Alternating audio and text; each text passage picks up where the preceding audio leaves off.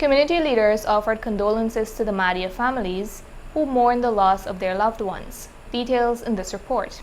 Guyana has plunged into further mourning and sorrows as news emerged that the deadly fire in Madia Region 8 was maliciously set. The death toll remained at 19. 9 of the 17 students who were injured during the blaze were airlifted to Georgetown for additional medical care. At the time of sorrows, pain, and prayers, the President of Guyana, Dr. Ali, declared 3 days of mourning, which commenced at 16 hours on Monday. Anglican Bishop of the Diocese of Guyana offered words of prayer during a Facebook live stream. We continue to pray today for the members of families who continue to mourn the loss of their children, and for teachers and other community members in Madia. Sadly, the Bishop of Cameron, who is in charge of that area, mentioned to me that we have lost 3 or 4 of our young people from Mykobi, where we have a church called St. Timothy, and also from El Paso, and the name of that church is slipping me. We are in the planning stage, of course, of hoping to go into the area so that we can spend some time with those congregations as they will continue to mourn the loss of their children. So we pray for the catechists and all members of those churches that certainly will feel the impact of the tragedy that took place. The Region 6 Chairman, Mr. David Armagan, related these sentiments. As you know, on Sunday night, there was a tragedy of immense proportion that took place at Madia in Guyana. We have never experienced such a tragedy after the Georgetown massacre, and it is a real heart-wrenching experience to wake up on Monday morning to see videos and people sending messages as to what took place on that dreadful Sunday night.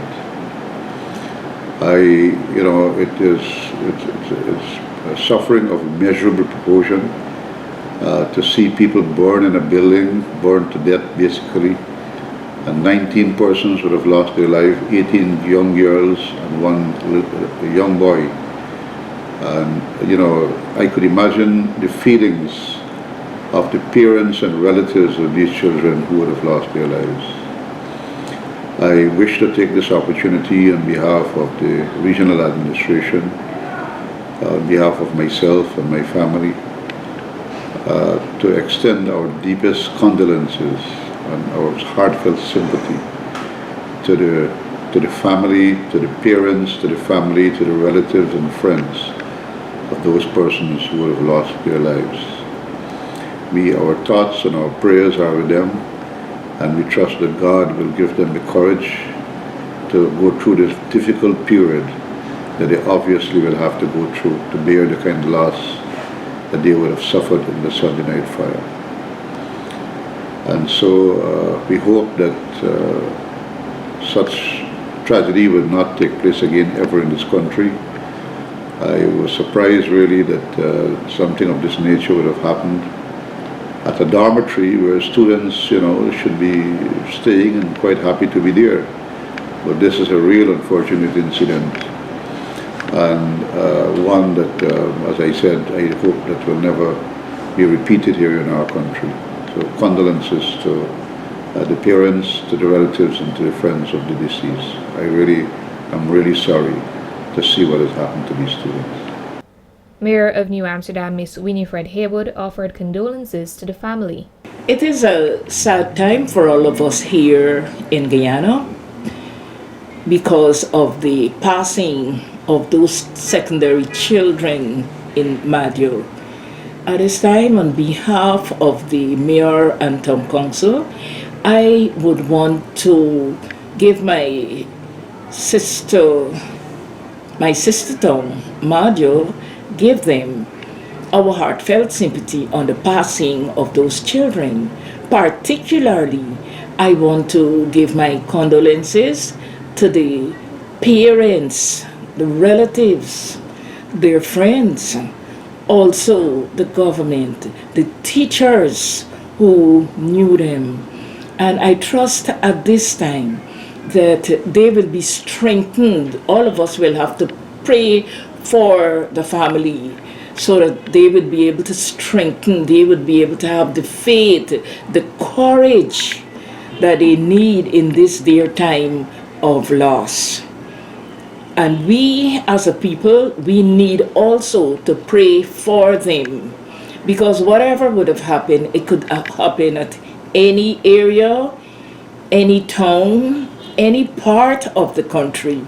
And so we really need to support each other in such a time. May their soul rest in peace.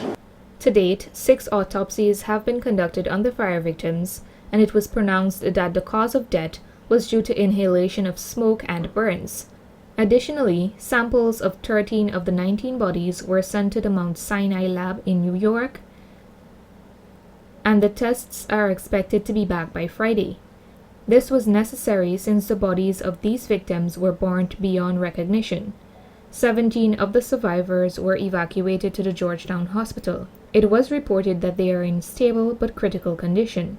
Meanwhile, one of the students is being questioned in relation to the fire, which the fire department maintained has been maliciously set. Candlelight vigils and prayers continue during the 3 days of mourning countrywide. Narima Ali, Channel 8 News.